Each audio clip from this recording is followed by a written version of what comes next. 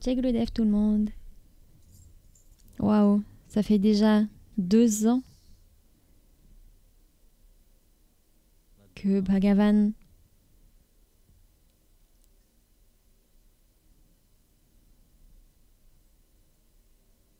je ne dirais pas 2 ans, mais en fait 3 ans qu'il a choisi cet endroit, mais vous voyez, en réalité, ces voies sont mystérieuses. La manière dont il agit, la manière dont il fait les choses, cela dépasse notre entendement. Même si nous essayons de comprendre, notre compréhension est limitée. Et Bhagavan est illimité, au-delà de notre compréhension. Pourquoi et comment il fait les choses? Lui seul le sait.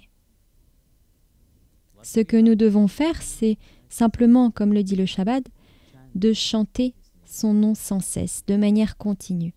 Être absorbé uniquement par son nom. Rien d'autre.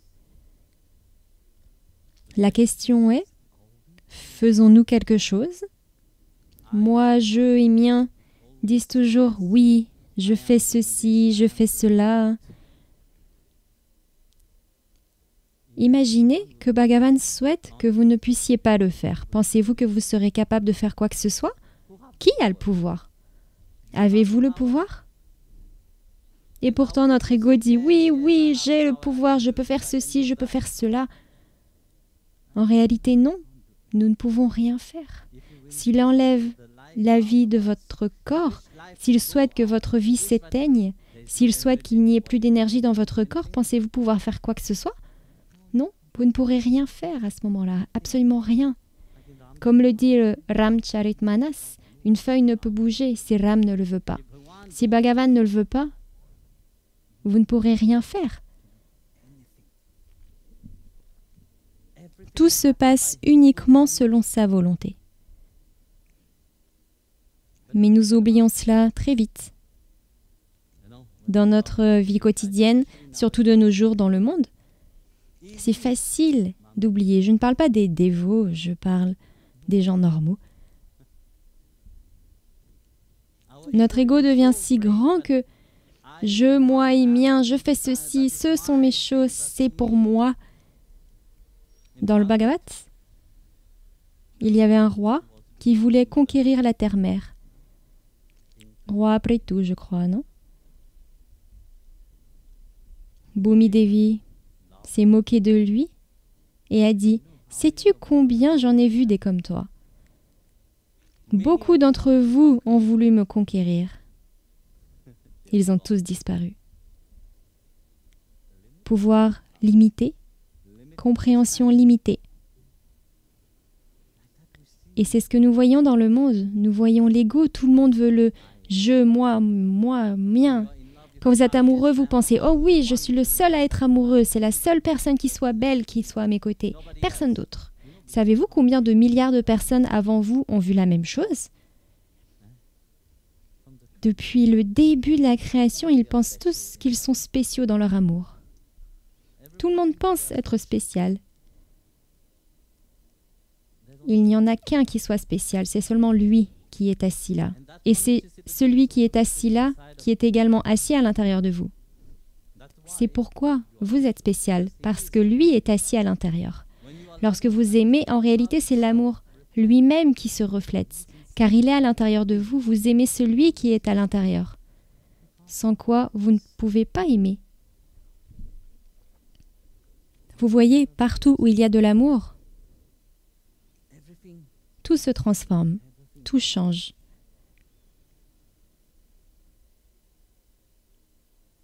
Dès qu'il y a une touche d'amour, la transformation se produit. Mais pour permettre cet amour, Bhagavan a placé cette graine d'amour. Par nous-mêmes, nous ne sommes pas amour. Comment pouvons-nous aimer? Imaginez, pouvons-nous aimer? Nous ne savons même pas ce qu'est cet amour. On le sait et ça reste ici. La plupart du temps, lorsque vous aimez, vous essayez de le comprendre avec votre mental. Mais l'amour ne peut être compris par le mental. L'amour se ressent et se vit. Notre voyage ici est un voyage d'amour. La vie elle-même commence par l'amour. Vous venez au monde, vos parents vous regardent avec des yeux qui disent « Oh, waouh, merveilleux, regardez cette création qui vient de se produire. » L'amour se déverse. Je ne sais pas, peut-être que d'autres personnes ont une compréhension différente. Peut-être certains se disent « Oh mon Dieu, les problèmes sont arrivés. » De nos jours, c'est comme ça. Mais en général, vous voyez, l'être humain est cet aspect de l'amour en lui-même. Quoi que vous fassiez, s'en trouve transformé. Quand les dévots ont commencé à construire ce temple, nous l'appelons un temple à l'extérieur, mais en réalité, par amour, ce temple est transformé en sanctuaire, où Bhagavan réside éternellement. La même chose se produit à l'intérieur de votre cœur. Lorsque vous réalisez que Bhagavan est assis à l'intérieur de votre cœur, vous devenez un sanctuaire mobile. Où que vous alliez, chaque dévot est un sanctuaire mobile. Hier, quelqu'un m'a demandé « Guruji, combien de temples avez-vous » Et j'ai ri.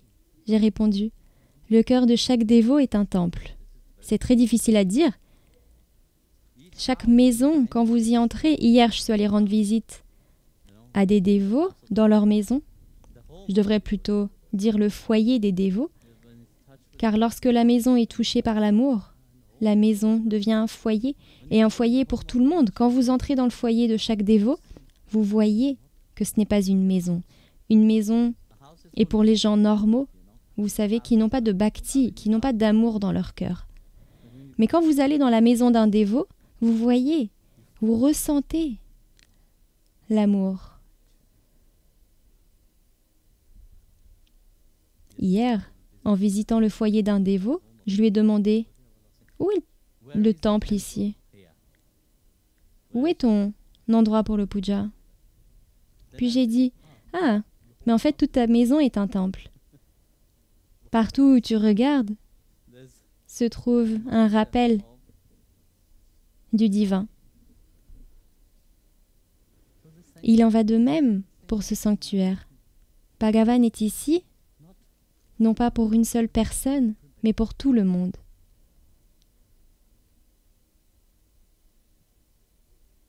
Et c'est un rappel que quoi que vous fassiez dans votre vie, vous devez le faire avec deux choses. Avec son nom et avec son amour. Rien d'autre. Lorsque vous avez ces deux choses dans votre vie devient complète et remplie. Vous avez une saveur différente de la vie elle-même. Quand ces deux choses ne sont pas là, c'est comme, vous voyez, de nos jours, les gens cuisinent très rapidement. Comment appelez-vous cela? Vous prenez dans le réfrigérateur des aliments surgelés qui sont prêts à l'emploi, assaisonnés, déjà aromatisés et tout. Que faites-vous? Vous les décongelez, vous les jetez dans la poêle. Une odeur agréable et délicieuse se dégage, puis vous mangez. C'est mort. Il n'y a pas... Cette nourriture-là n'est pas vivante. Vous voyez toutes les maladies qui se produisent, les gens qui tombent malades. Tout cela est dû à ce que nous mettons dans notre corps et à la façon dont nous le mettons dans notre corps. C'est comme ça que ça se passe. Avant, les gens, je me souviens de ma mère, de ma grand-mère et de tout le monde, quand ils cuisinaient,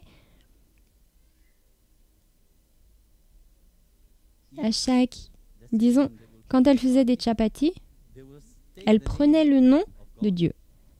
Elle disait le nom, vous savez, Shri Hari, et elle le mettait là. Elle mesurait à la main, sans utiliser d'instrument de mesure. En fait, même moi, quand je cuisine maintenant, je le fais encore à la main et choque tout le monde dans la cuisine. Il n'y a pas d'instrument de mesure car tout le monde doit mesurer, mais nous avons une manière différente de mesurer, nous. C'est donc ainsi qu'ils faisaient autrefois. Ils prenaient Om Namah Shivaya, Om Shri Hari, Om Namo Narayanaya. C'est ce qu'ils faisaient. Ils préparaient la pâte en chantant. Ils ajoutaient l'eau en récitant le nom. Ils préparaient le chapati, roulaient le chapati en chantant continuellement le nom de Dieu. Ils le cuisinaient à la main et ils le servaient aussi comme ça. Ainsi, chaque étape était un rappel que Dieu est présent à chaque instant. Tout ce que vous faites, chaque instant de votre vie est une prière en soi. C'est une prière. Action et prière.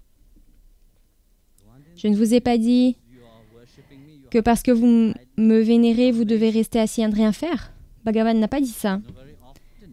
Devez devenir paresseux.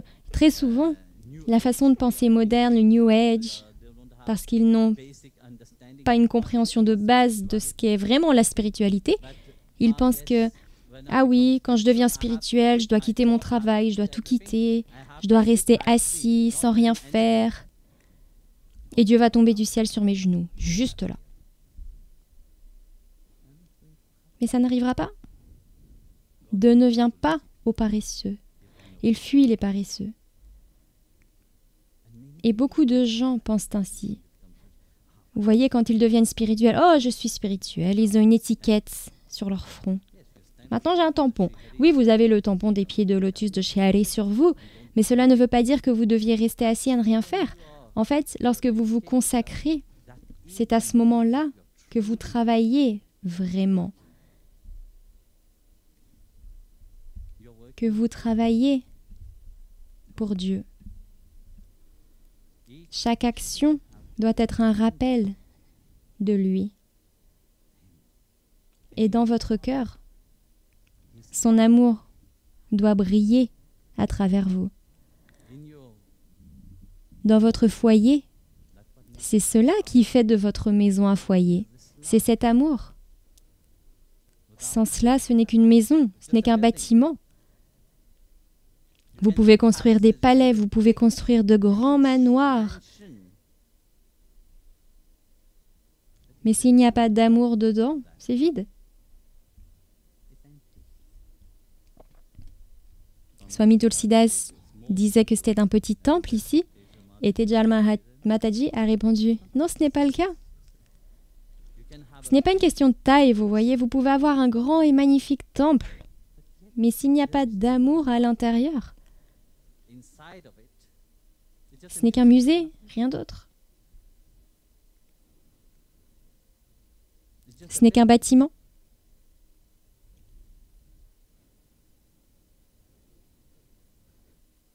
Ce qui rend une déité vivante, c'est le service, c'est l'amour que nous y mettons.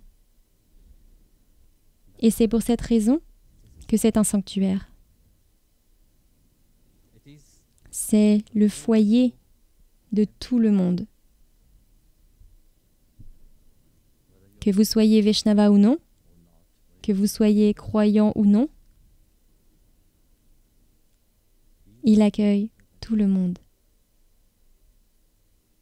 car vous lui appartenez.